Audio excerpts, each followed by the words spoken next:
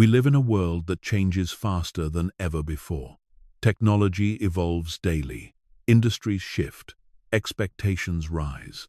And with all this movement, one skill has quietly become more essential than almost anything else: creativity.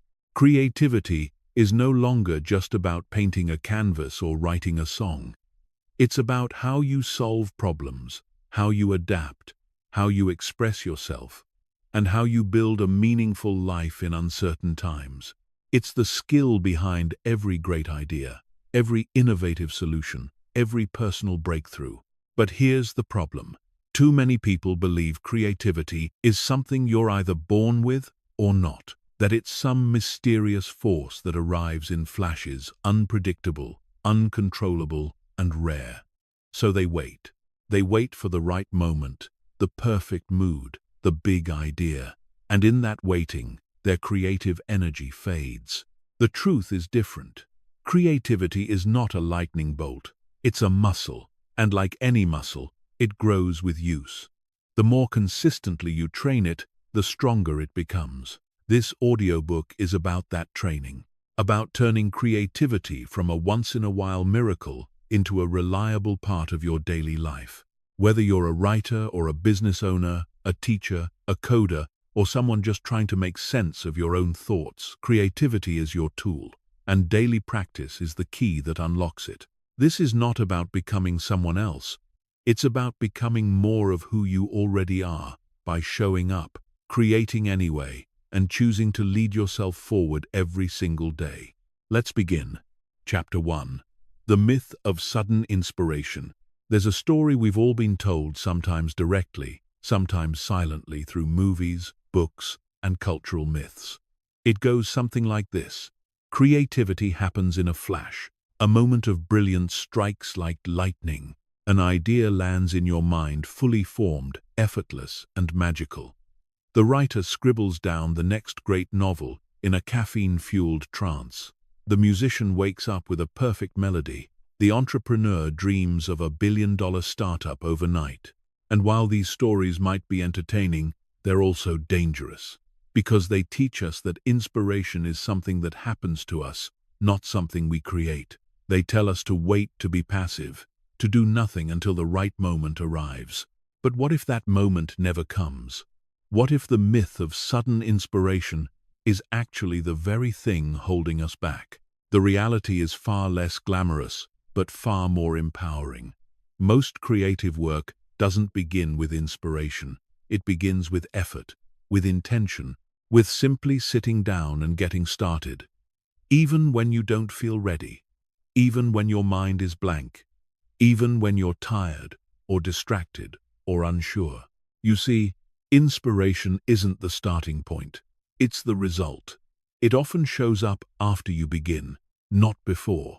It rises from action, not from waiting. It comes because you are in motion, not because you are still. This is something professionals in every field understand.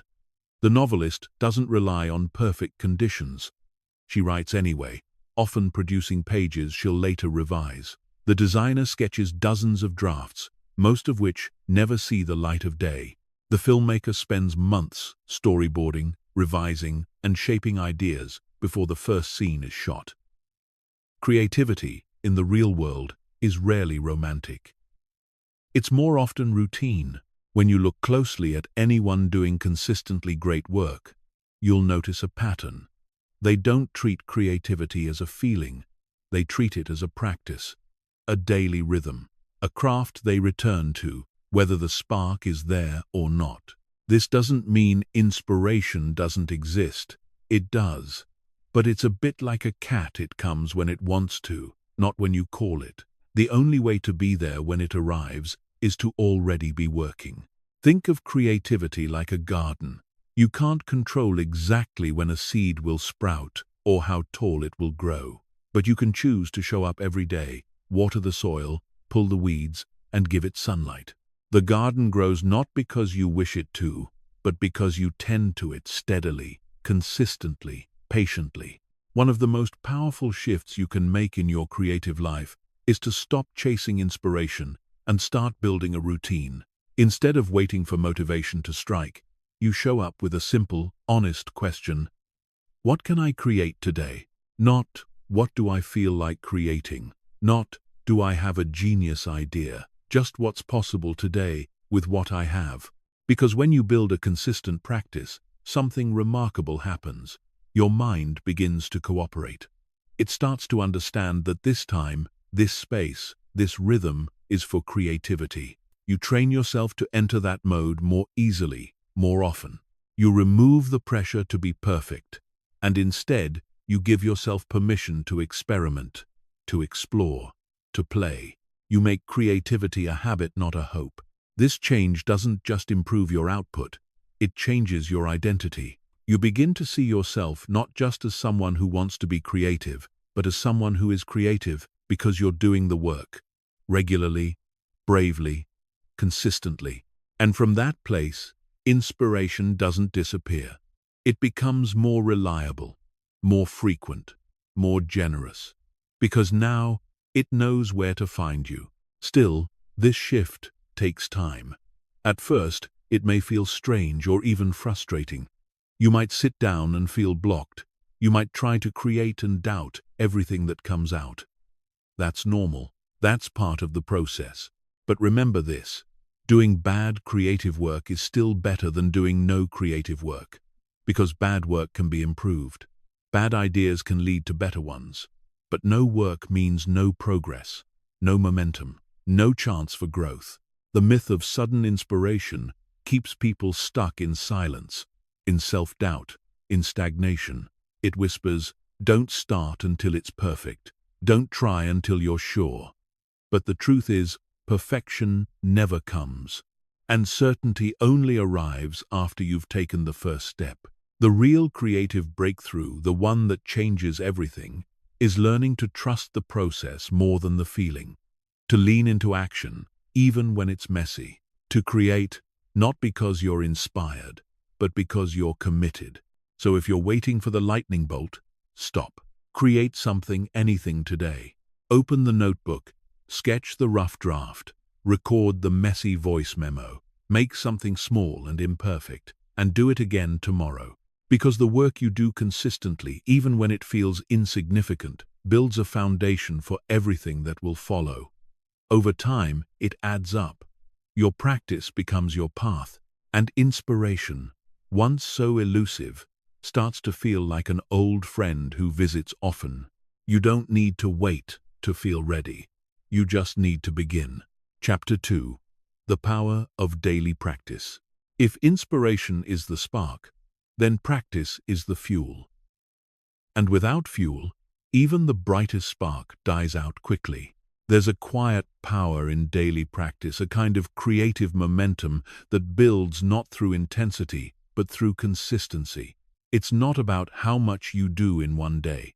It's about what you choose to return to, again and again, even when no one is watching, even when it feels like nothing is happening. This is where most people fall short. They think creativity should always feel exciting, that every session should produce something magical. But the truth is, creative growth rarely comes in dramatic leaps.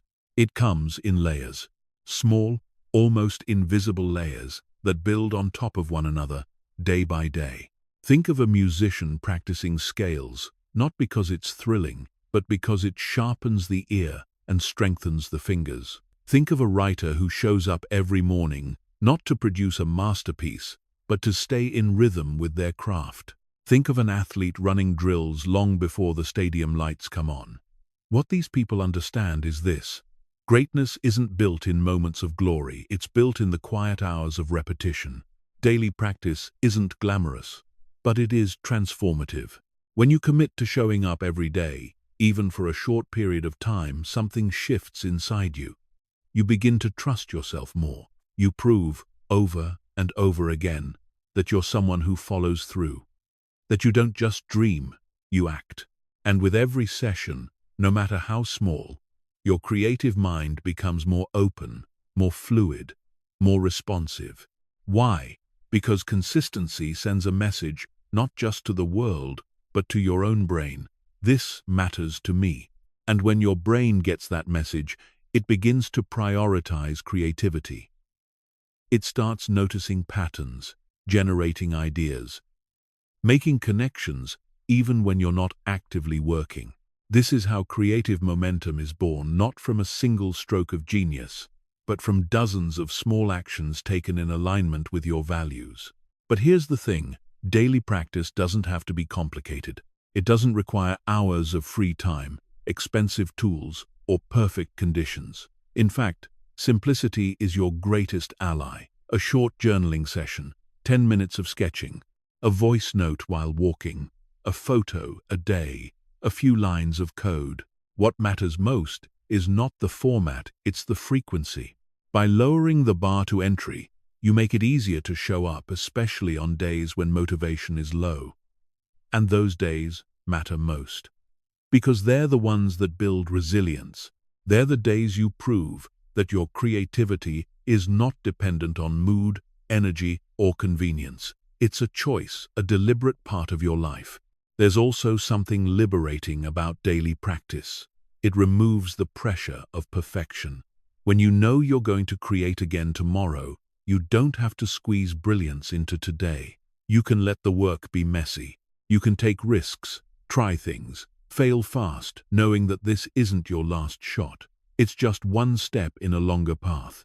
This kind of mindset is what frees you from fear. Because now, you're not aiming for one perfect project. You're building a process, and that process will take you further than any isolated burst of effort ever could. Many people struggle with starting a daily practice because they believe they don't have time. But what they really mean is that they haven't made it a priority yet. And that's okay, we all start there. But if something truly matters to you, you find a way to weave it in. Not by adding more hours to the day, but by reallocating attention, by choosing creativity, even for a few minutes, over scrolling, over distraction, over delay. It helps to anchor your practice to something else, a time of day, a place, a trigger. For example, maybe you write right after your morning coffee. Maybe you draw while your child naps. Maybe you brainstorm during your evening walk. By creating a rhythm, your brain begins to associate that time and space with creative energy. And the more predictable it becomes, the less resistance you face. It's also important to track your practice, not to judge yourself, but to build awareness. A simple log, a calendar, a journal entry. Seeing your streak grow can be deeply motivating. And when you miss a day, which will happen, the key is to return without guilt. One missed day is human. 2 is a pattern. 3 is a pause you'll have to restart from. So come back quickly, gently, without drama. Over time, daily practice does more than improve your skills, it changes your identity. You begin to see yourself as someone who creates, not occasionally, not when it's easy, but consistently. And that self-concept begins to bleed into other areas of life. You become more disciplined, more focused, more curious. You carry that creative mindset into work, into relationships, into how you solve problems and make decisions. You become the kind of person who builds rather than waits. This is the hidden reward of daily practice. It's not just about output. It's about who you become in the process. It doesn't mean you'll never feel stuck, or that every session will be amazing. It means you'll keep going anyway. You'll learn to trust the long game, to see the value in showing up even when the results aren't immediate. Because creativity isn't an event, it's a way of being.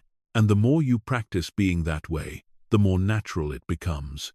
So today, ask yourself, what small, meaningful, creative action can I take and repeat, starting now? Don't wait until it feels perfect. Don't aim for something grand. Just start. And then, show up again tomorrow. Because in the end, it's not what you do once that shapes your life. It's what you do daily. Chapter 3.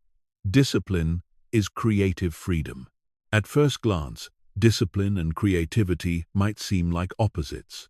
Creativity feels expansive, wild, spontaneous. It's the feeling of being carried by a wave, the freedom to explore, to experiment, to imagine.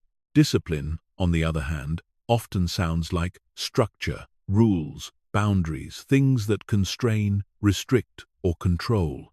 But the truth is this: real creativity doesn't thrive in chaos. It thrives in commitment. Discipline is not the enemy of creativity. It is its foundation. It's easy to romanticize the idea of the free-spirited creator, someone who follows their muse, works only when inspired, and lives without structure. But if you talk to anyone who consistently produces great creative work, whether it's a filmmaker, designer, dancer, entrepreneur, or author, you'll hear the same story. Behind the scenes, there is discipline, a schedule, a system, a set of choices made over and over again, even when they didn't feel like it. Because creativity isn't just about expressing yourself, it's about shaping something real. And shaping something real requires effort, repetition, focus.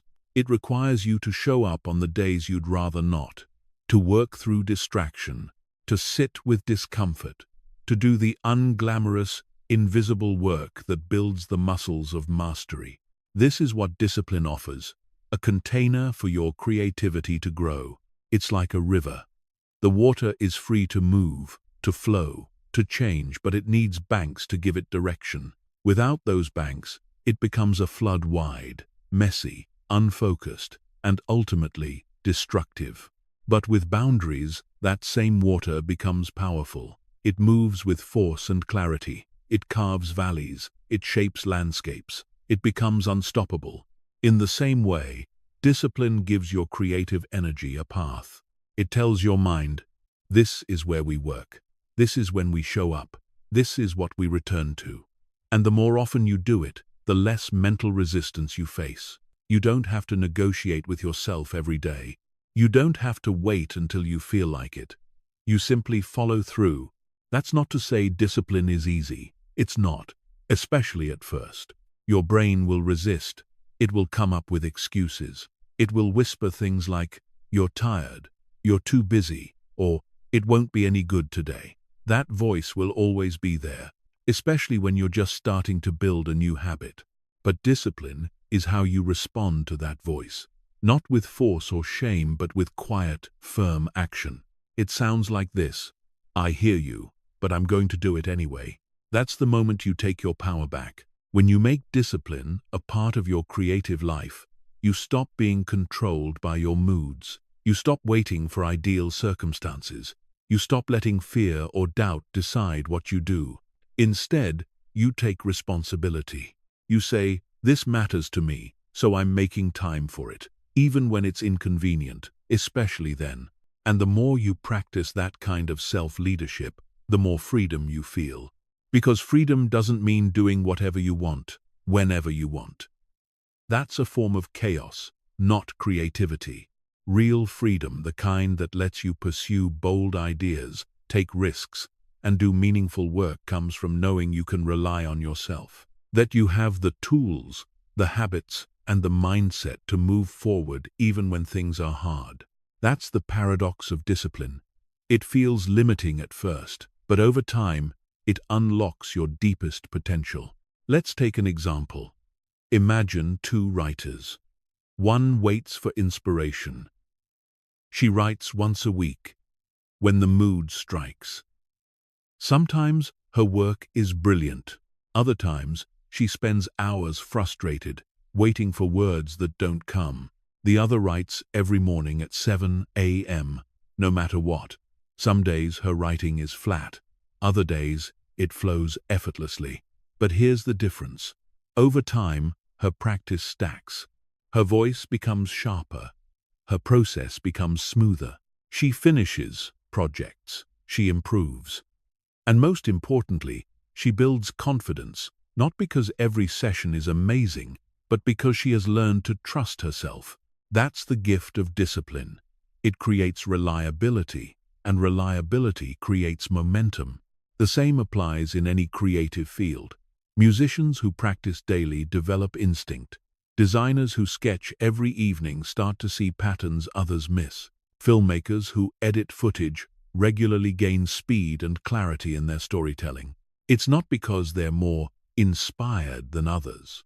It's because they've shown up enough times to become fluent in their own creative language. This is also why discipline matters even more when no one is watching. It's easy to be motivated when you have a deadline, or when someone is cheering you on, or when you're getting likes, followers, or praise. But the most meaningful creative work often happens in silence, in solitude, when the only person holding you accountable is you. That's where integrity is built. That's where self-trust is forged. When you keep the promises you make to yourself, something powerful happens. You no longer need external motivation to move forward.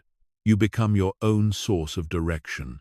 And that inner compass, that ability to lead yourself, is what makes creative freedom truly sustainable. Of course, discipline doesn't mean rigidity. You don't have to work at the same time every day. You don't have to follow one narrow method. In fact, the best kind of discipline is flexible. It adapts to your life, your energy, your season. But it's still consistent. It still prioritizes what matters even in small ways. So maybe that means creating for 20 minutes instead of an hour. Maybe it means revising one section instead of finishing the whole piece. Maybe it means simply sitting down and starting with no expectations other than to keep the habit alive. Whatever it looks like, what matters is this: that you choose to keep going, that you show up, not because it's convenient, but because it's aligned with who you're becoming. Because in the end, creativity without discipline is a wish, but creativity with discipline, that's a practice, a path, a way forward. It's how you build work that lasts, and a life that's truly your own. Chapter 4. Designing your creative rituals. One of the most underestimated tools in building a sustainable creative life is the ritual. Not a routine, not a habit, a ritual. What's the difference? A routine is something you do regularly, often on autopilot. A habit is a behavior that's been repeated enough to become automatic. But a ritual carries meaning. It's intentional. It signals to your mind and body that you are stepping into a different space, one where you create, one where you lead yourself forward. Rituals don't have to be elaborate. In fact, the best ones are simple. But what sets them apart is the emotional weight they carry. They're not just about productivity, they're about presence, focus, commitment. When you design your own creative ritual, you're building a doorway, a reliable way to enter your creative state, even on days when motivation is low or distractions are high. And over time, that doorway becomes easier to walk through. Think of it like warming up before a workout. You don't just sprint into action. You stretch, you breathe, you center yourself. Why? Because your body performs better when it's prepared. Creativity is no different. A ritual prepares you mentally, emotionally, and physically to shift gears and show up fully. So how do you design one? Start by asking yourself, what makes me feel calm, focused, and ready to create? The answer is unique for everyone. For some, it's making a cup of tea or coffee. For others, it's lighting a candle, playing instrumental music, or journaling for 5 minutes to clear the noise. It might be sitting in a specific chair, using a certain notebook, or doing a short walk beforehand to reset. The goal is to create a cue, something that tells your brain, this is creative time now. You can think of it as creating a mini ritual to open the session and one to close it. The opening ritual brings you into the space. The closing ritual helps you step away with intention, whether you finished what you wanted to or not. Let's say your opening ritual looks like this. You silence notifications, set a timer for 25 minutes, take a breath, and open your project file. You do this every time. Soon, your brain starts to associate those actions with focused work. You don't have to force it. You've trained yourself to shift smoothly, and when you're done, maybe you close the file, stretch your body, and write one sentence about what you accomplished or what's next. That's your closing ritual. It marks the session with clarity. No matter how short or imperfect the work was, it had a beginning, a middle, and an end. It mattered. These rituals don't just help with focus, they also reduce friction. One of the biggest obstacles in creative work is the getting started. The longer you hesitate, the more resistance builds. But when you have a ritual, you skip that friction. You follow a familiar path that gently pulls you in, almost like muscle memory. And here's the beauty of it. The ritual itself becomes a source of comfort. On tough days, when everything feels messy or uncertain, that ritual becomes something you can rely on. It reminds you that you've done this before, that this space belongs to you, that even if today's work is clumsy or incomplete, you are still moving forward. You're still honoring the process. Of course, life gets messy.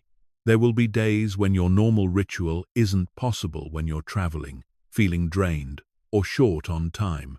That's okay. What matters most is adaptability. Instead of giving up entirely, ask yourself, what's the simplest version of my ritual I can still do today? Maybe it's just 3 minutes of silence before you write. Maybe it's opening your sketchbook and drawing one line. Maybe it's opening a voice memo and speaking an idea out loud. Rituals aren't about being rigid. They're about being rooted. When you have a root, something small but meaningful, you return to you. Stay connected to your creative self, even in busy seasons. And with time, these rituals don't just support your creativity. They shape your identity. They remind you that you are someone who shows up, who creates. Not because the world demands it, but because something inside you longs for it. Because it's how you think, how you process, how you come alive. When others are waiting for inspiration, you're already in motion. When others feel scattered, you have a center, a place to return to. That's the quiet power of a well-designed creative ritual. It's more than a technique. It's a declaration. It says, this work matters to me. I choose to make space for it. I choose to come back again and again. And from that place of devotion, something extraordinary begins to grow. Not just better work, but a stronger, more grounded version of you. Someone who doesn't just dream about creativity, but lives it, breathes it, honors it daily. So, today, consider this. What small ritual can you create to open your creative time? What could you do every time that brings you into presence, focus, and commitment? Start small. Keep it simple. Make it yours. And then, keep coming back to it. Because the more sacred you make the beginning, the more powerful the work that follows. Chapter 5. Overcoming Resistance and Inner Critic. Every creative journey eventually brings you face to face with the same two obstacles, resistance and the inner critic. They show up in different forms: procrastination, self-doubt, perfectionism, fear of failure, even fear of success. But underneath it all, they're asking the same question: who do you think you are? And if you're not careful, that question becomes a wall between you and your work. Resistance is that invisible force that shows up whenever you try to grow, change, or do something meaningful. It's the part of you that delays, distracts, avoids. It doesn't shout, it whispers, "You can do it later. You're not ready yet. Just scroll a bit more." It's sneaky because it doesn't sound like sabotage. It sounds like logic, even self-care. But resistance isn't logical. It's a reflex, a survival instinct. It wants to keep you safe, and to the brain, safe often means familiar. Creative work, by its nature, is unfamiliar. It's uncertain. It involves risk. And so the resistance kicks in, not because you're doing something wrong, but because you're doing something that matters. Recognizing this is the first step to overcoming it. You stop seeing resistance as a sign to stop, and start seeing it as a signal. I'm getting close to something important. Now, alongside resistance, you'll often hear another voice, sharper, colder. The inner critic. The critic doesn't just try to distract you, it tries to diminish you. This isn't good enough. You'll never be as talented as they are. Why even try if you'll fail? At first, it can sound like honesty, like feedback. But look closer. The inner critic rarely offers solutions.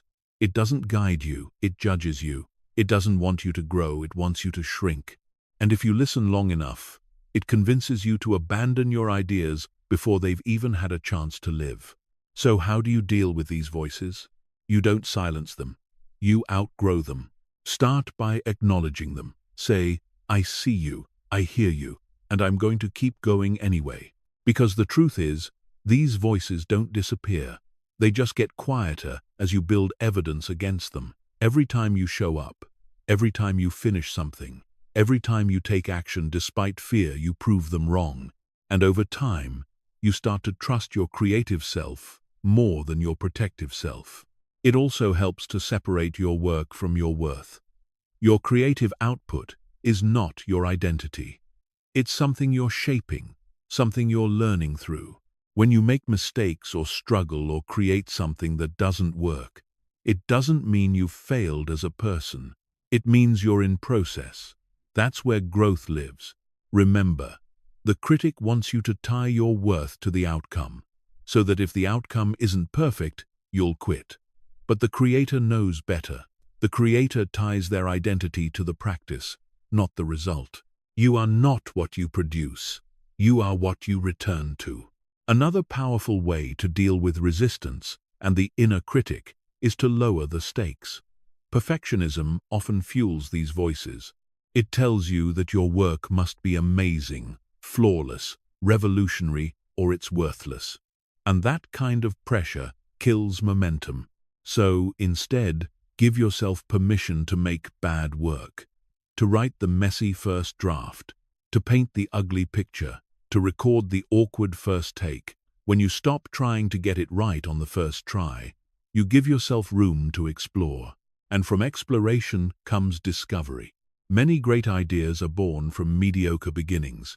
But if you don't start, if you wait until you feel ready or good enough, they never get the chance to evolve. This is why courage is more valuable than confidence. Confidence says, I know I can do this.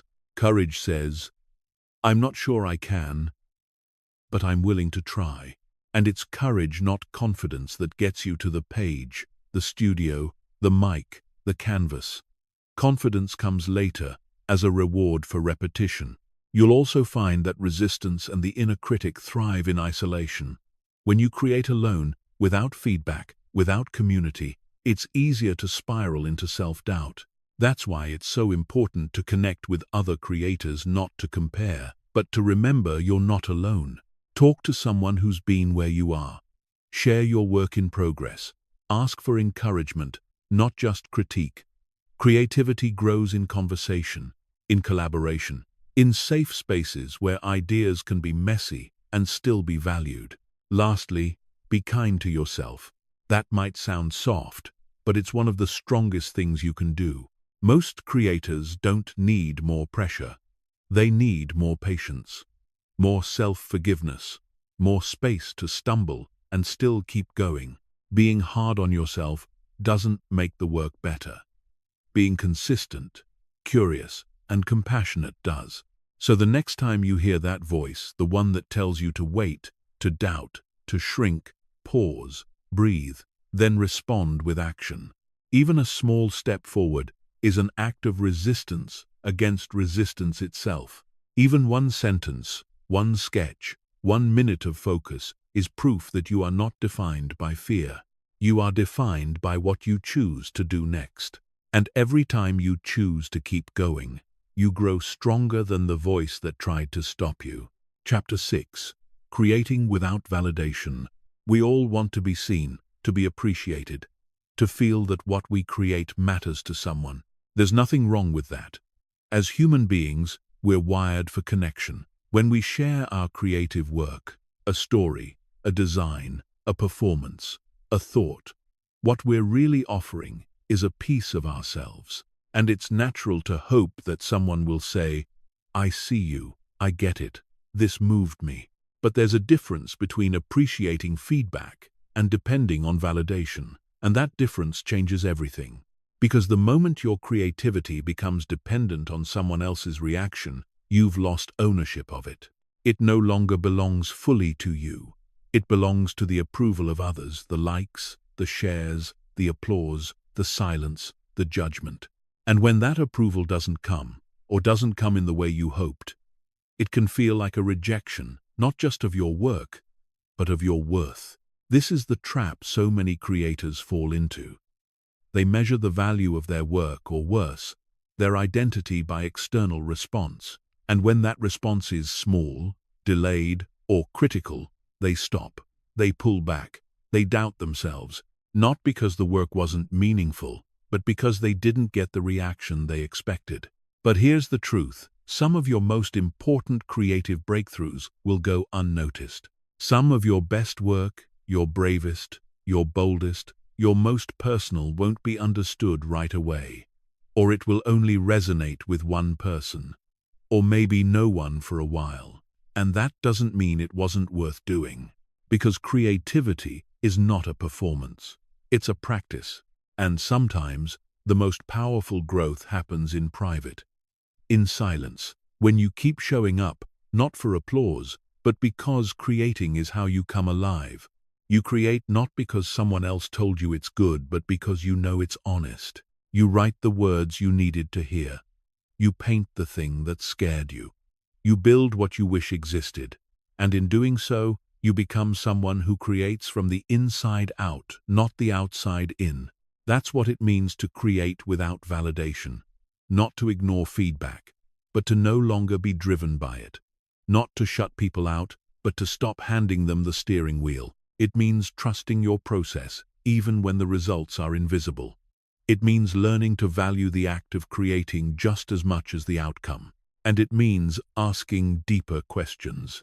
Instead of, will people like this? Ask, is this true to what I believe? Instead of, will this get attention? Ask, did I grow through making it? Instead of, does this prove my worth? Ask, did I show up fully and honestly in this work? These questions anchor you in purpose. They remind you that creativity is not a popularity contest. It's a path to self-discovery, contribution, and connection. Of course, this is easier said than done, especially in a world that constantly rewards visibility. We're surrounded by metrics, numbers, rankings. Everyone seems to be chasing attention, and it's tempting to believe that if your work doesn't go viral, it doesn't matter. But don't confuse visibility with value. Many great works started small, quiet, unnoticed. But their impact grew over time because the people who made them didn't stop. They didn't create for validation. They created from a place of commitment. And that commitment changed everything. Creating without validation also gives you the freedom to take risks, to try weird ideas, to explore without fear of judgment. When you're not attached to outcome, you're more likely to stretch, to innovate, to surprise even yourself, because the safest work is rarely the most meaningful. And the most meaningful work is often the most vulnerable. You can't do that kind of work if you're constantly scanning the crowd for applause. You do it when you return to your reason. When you remember that the process itself is the reward. Think of a tree growing in a forest. It doesn't grow straighter because someone claps. It doesn't bloom faster because someone noticed. It grows because that's its nature. Because it reaches for the light, day after day, regardless of who's watching. Your creativity is the same. Yes, share your work. Let it be seen. Let it live beyond you. But don't tie its worth to how it's received. Some people will love it. Some won't understand it. Some won't even look. That's not your responsibility. Your responsibility is to create what only you can create and to keep going. Because when you release the need for validation, you gain something far more valuable. Freedom. The freedom to experiment, to evolve, to tell the truth, to create not what is expected, but what is needed for your own growth, and perhaps someday for someone else's healing. You may not always get the applause, but you'll always have the joy, the integrity, the quiet knowing, I showed up. I made something real. and that's enough. So today, ask yourself, what would I create if no one else ever saw it? What would I pursue if I stopped asking for permission? What story would I tell if I trusted that it mattered even if no one clapped? Then go create that, not because it's safe, but because it's true. Chapter 7. Building systems over willpower. If you've ever set a goal, felt a surge of motivation, and then watched it quietly fade a few weeks later, you're not alone. It's not because you're lazy. It's not because you lack passion, and it's definitely not because you're incapable. It's because willpower on its own isn't enough. Willpower is like a battery. It can push you through short bursts of effort. It helps you say no to distraction or yes to something difficult, but it drains, it fluctuates, and the more pressure you put on it, the faster it depletes. That's why high performers in any field don't rely solely on willpower. They build systems. Because systems don't require you to feel motivated. They're designed to support action even when motivation is low. They're structured environments that make the right choice, the easy choice, or at least the obvious one. This is the difference between struggling through every session and flowing into your practice like it's part of who you are. Let's break this down. A system is a repeatable structure, a set of behaviors, tools, and choices that make your creative process easier, more automatic, and more sustainable. It's the difference between waking up and wondering, should I create today? Versus knowing, at 7:30 a.m., I sit down and write for 25 minutes. The first relies on a decision which takes energy. The second relies on a system which saves it. When you build a system around your creativity, you remove friction. You don't have to renegotiate your intentions every day. You simply follow the plan you already made when your energy and clarity were higher. That's what systems give you: freedom from daily decision fatigue. They turn creativity into a rhythm instead of a struggle. So, what does a good creative system actually look like? It starts with simplicity. A good system doesn't have to be fancy. It doesn't need color-coded schedules or complicated software. What it does need is clarity. You need to know when you'll work, where you'll work, on what you'll focus, and how long you'll stay with it. Let's say you're a writer. Your system might be, write for 30 minutes after morning coffee. Use the same playlist to cue focus. Keep one document open, the current draft, no bouncing. End the session by noting one next step. That's it. 4 simple elements, but combined, they become a structure that guides your mind into creative flow more consistently than any burst of willpower could. Now here's the key. Your system should serve you, not the other way around. Too many people build systems that are rigid and unrealistic. They try to go from 0 to perfect overnight. I'll write for 2 hours a day, every day, no matter what. It sounds admirable, but often leads to burnout or shame when real life gets in the way. Instead, build systems that are sustainable. Systems you can return to even on hard days. Think minimum viable creativity. What's the smallest version of your process you can still honor, even when time is tight or energy is low? 10 minutes, 1 sketch, 1 paragraph. That may not sound like much, but when it happens consistently, it becomes powerful. The goal is to stay connected to your creative self, not to hit arbitrary performance targets. Remember, consistency matters more than intensity. The person who creates for 15 minutes every day will go further than the one who creates for 3 hours once a month. Another critical part of system building is environment. Your environment shapes your behavior often more than you realize. If your tools are scattered, your phone is buzzing, and your workspace feels chaotic, your creative flow will suffer. But if you take time to shape your space even in small ways, you make creativity easier to access. This could mean setting up a creative corner in your home, or having a dedicated folder on your desktop, or using the same coffee mug every time you sit down to create. These signals matter. They prime your brain to shift gears more quickly and with less resistance. You can also build systems of accountability. Share your goals with a friend. Track your sessions on a calendar. Join a community where others are building habits too. External structure can strengthen internal discipline, especially when done with support, not pressure. The beauty of systems is that they scale. Once you have a working rhythm, you can build on it, add complexity, layer in new elements, but the base remains solid, a home you can return to again and again. And when setbacks happen, because they will, your system becomes the safety net. You don't spiral into guilt or frustration. You simply return to your process. You reset. You re-enter. That's the quiet, transformative magic of systems. They help you bounce back faster. Willpower might get you started, but systems keep you going. They turn "I should" into "I do." They take creativity from a wish to a practice. And they allow you to show up not just when it's easy, but especially when it's hard. So ask yourself today, what's one small system I can create around my creative work?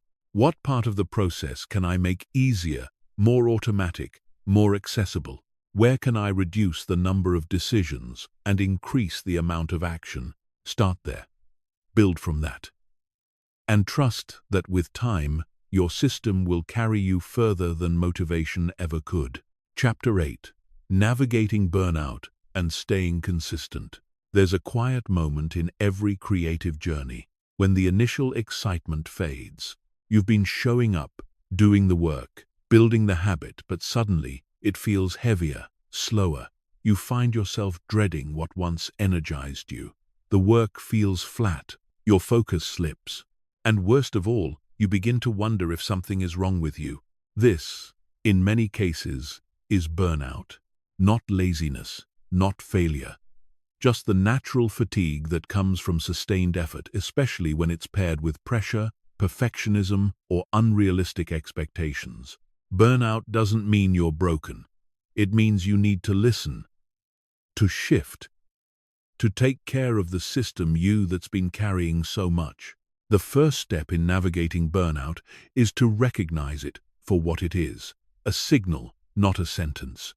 It's your mind and body saying, hey, I need a different rhythm, and that rhythm won't look the same for everyone. Some people need rest, real rest, not scrolling, not numbing, but genuine restoration, sleep, silence, space. Others need reconnection with joy, with curiosity, with the reason they started creating in the first place. Some need structure because the lack of it has made everything feel scattered and draining. Others need to loosen up because their schedule has become too tight, too rigid, too demanding. The key is not to panic, not to throw everything away, but to pause and ask gently, what part of my process is draining me right now? And what would feel like relief, not escape, but real relief? Sometimes the burnout isn't from the creative work itself, it's from everything around it. You've been pushing too hard, comparing too often, holding yourself to impossible standards, trying to please everyone or prove something or do everything all at once. In those moments, consistency doesn't mean more. It means sustainability. It means asking, what's the smallest version of my practice I can maintain while I recover? You don't need to stop completely unless you truly need a break, but you may need to simplify, to let your creative practice breathe, to return to the basics, 10 minutes, one page, one breath at a time. And if you do need to step away for a while, that's okay too. Stepping away isn't the same as giving up. In fact, strategic rest is part of consistency. It allows you to return with energy, perspective, and depth you didn't have before. Think of a field.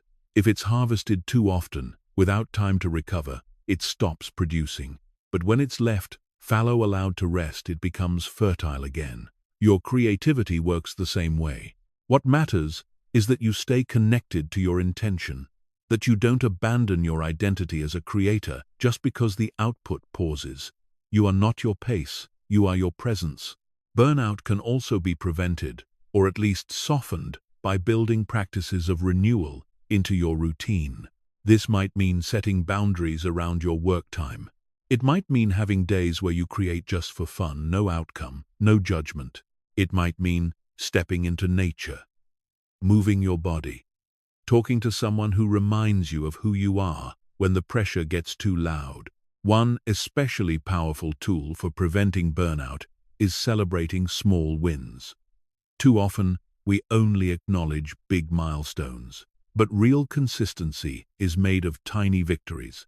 The session you almost skipped but didn't. The draft you finished, even though it felt messy. The time you chose to rest instead of push because you were honoring your energy, not abandoning your path. These wins matter. They reinforce your identity. They remind you that staying consistent doesn't mean being perfect. It means staying in motion gently, intentionally, compassionately. There's also power in redefining what consistency looks like. Consistency doesn't mean doing the exact same thing every day. It means returning again and again to what matters most. It's like breathing. You inhale, you exhale, and sometimes you pause in between.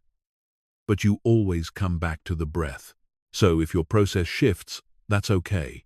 If you experiment, adjust, rebalance, that's growth. You're learning how to sustain your creativity across seasons, not just sprints. In fact, learning to navigate burnout is one of the most important skills any long-term creator can build. It teaches you self-awareness. It teaches you compassion. It teaches you that your energy is not a machine, it's a rhythm. And when you learn to respect that rhythm, you unlock a deeper kind of consistency, one that lasts. So, if you're in a season of fatigue right now, know this. You're not failing. You're being invited to care for yourself in a new way. You're being asked to listen more closely, to honor your limits, not as obstacles, but as signals, to lead yourself forward not with pressure, but with presence. Because the goal isn't just to create more. The goal is to keep creating over time, through life, in alignment with who you are becoming. Burnout may slow you down, but it doesn't have to stop you. You can pause, you can shift, you can recover. And when you do, you'll come back not just with energy, but with wisdom. Chapter 9. Tracking Progress and Finding Flow. Creativity thrives on momentum, but momentum isn't always obvious. When you're deep in the work, showing up day after day, it's easy to miss how far you've come. You might feel like you're spinning your wheels, making no real progress. You start to wonder if the effort is paying off, if all those hours, drafts, notes, and sketches are actually moving you forward. That's why tracking your progress is so essential. Not for the sake of control or measurement, but for reflection, perspective, and motivation. Because when you take time to look back, you realize something powerful. You're further along than you think. Progress is rarely loud. It doesn't always look like a finished product or a breakthrough moment. Sometimes it's subtle, a smoother process, a deeper idea, a more confident voice. It's the invisible growth that happens beneath the surface, and tracking it helps bring it into view. But what does tracking look like in a creative life? It doesn't have to be complicated. In fact, it works best when it's simple and consistent. Maybe you keep a journal where you jot down what you worked on each day, how it felt, what you learned, what you struggled with. Maybe you mark an X on a calendar every day you show up for your practice. Maybe you write one sentence at the end of a session. Today, I created. Over time, these notes become more than data. They become a story proof that you're building something real, even when the outcome isn't visible yet. They also give you patterns to learn from. You begin to see when you're most focused, what conditions help you thrive, what habits lead to progress, and which ones hold you back. You stop guessing, and you start learning from your own process. That's how consistency becomes smarter, not just harder. And as you track your progress, you create the conditions to enter a state many creators chase, often without fully understanding it. That state is flow. Flow is the feeling of being fully immersed in your work. time disappears, self-consciousness fades. You're not forcing ideas, you're following them. It's not always easy to enter, but when you do, it feels effortless, alive, powerful. Psychologists call it optimal experience. Artists call it the zone. No matter what you call it, flow is one of the most rewarding parts of any creative life. But here's the truth about flow. It doesn't happen by accident. Flow comes when challenge meets skill, when the task is engaging enough to require focus, but not so overwhelming that it triggers anxiety. It lives at the edge of your comfort zone, not far beyond it. And this is where tracking your progress matters so much. Because the more you understand your patterns, the more intentionally you can design your environment for flow. You begin to notice what time of day your mind feels clearest, which tasks spark energy versus drain it, how long you can work before needing a break, what triggers distraction and how to reduce it. This kind of awareness is the groundwork for flow. You're not waiting for inspiration, you're creating space for it to arrive. And just like with progress, flow doesn't have to be dramatic to be real. Some days it lasts 10 minutes, other days 2 hours. What matters is that you keep showing up, keep creating the conditions, keep paying attention to what works and why. You'll also notice that tracking and flow build on each other. When you track your work, you reinforce your identity as a creator, someone who follows through, who reflects, who grows. That identity builds confidence, and confidence lowers resistance. Less resistance equals more focus. More focus equals easier entry into flow. And when you do enter flow, even for a short time, it fuels your desire to come back again. It reminds you of what's possible. That creative energy isn't just a dream, it's a lived experience, one that you can return to, again and again. Now, let's be clear, not every session will be flow-filled. That's okay. Don't chase flow like a drug. Don't beat yourself up when it doesn't come. Instead, focus on trusting the process. Build the habits. Track the effort. Learn from the rhythm of your own mind. Because over time, you'll find your way in more easily. You'll waste less energy on doubt or distraction. You'll create with more presence and less pressure. You'll become someone who doesn't just make progress, but who feels it, who sees it, who celebrates it. And that changes everything. So, here's your invitation today. Create a simple system for tracking your creative progress. Keep it honest. Keep it consistent. Don't judge, just observe. Let it show you what's working and what's worth adjusting. And while you do, start noticing your flow moments. What sparks them? When do they appear? What's different about how you feel or work? Over time, these insights will become your personal creative compass. They'll help you stay consistent, not by force, but by flow. Because when you track your steps and trust the path, you no longer have to wonder if you're moving forward. You'll know you are. Chapter 10. Creativity as a lifelong practice. Somewhere along the way, many of us picked up a false idea that creativity is something you grow out of, as if it's just for kids. As if it belongs to the young, the gifted, the professionals. As if there comes a point in adulthood when creativity is no longer necessary or no longer practical. But the truth is the opposite. Creativity isn't a phase. It's not a hobby to leave behind. It's not a career path only a few can follow. Creativity is a lifelong practice, a way of being, a lens through which you can experience the world more deeply, more honestly, and more fully, no matter who you are or what you do. The people who stay creatively alive over decades aren't the ones with the most talent. They're the ones who keep showing up, who keep learning, exploring, expressing, who stay curious, even when they're tired, who stay open, even when things are uncertain. They don't chase constant reinvention. They grow steadily through cycles, seasons, and self-discovery. They understand that creativity isn't a sprint. It's not about breakthroughs every week or applause at every step. It's about building a body of work, not just in your craft, but in your life. that reflects your truth and your evolution. When you treat creativity as a lifelong practice, you take the pressure off any one moment. You realize, this project doesn't have to be perfect. This week doesn't have to be productive. This season doesn't have to define me.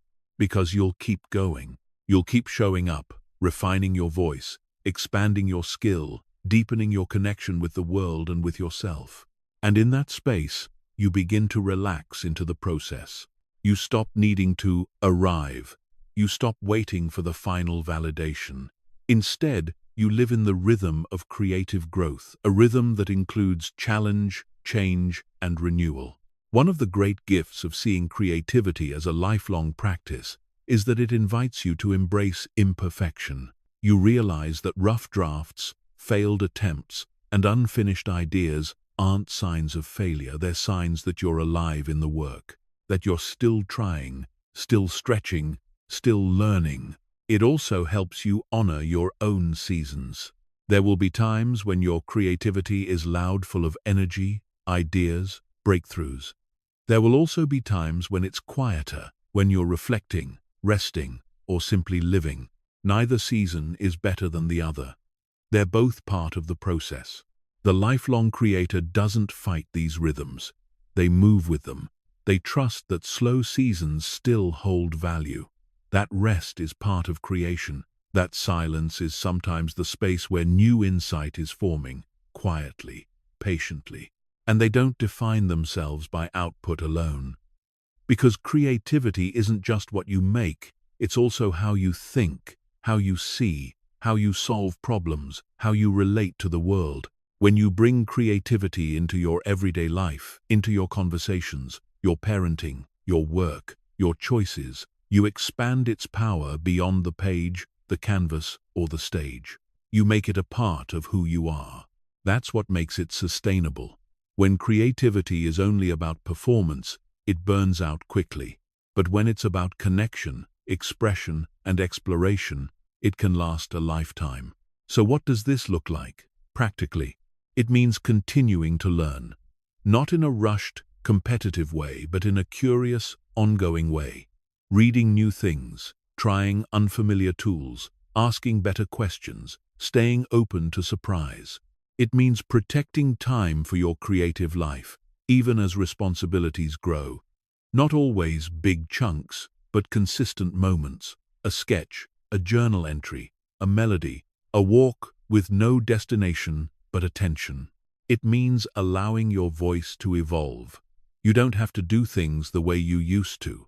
You don't have to stay in one style or medium.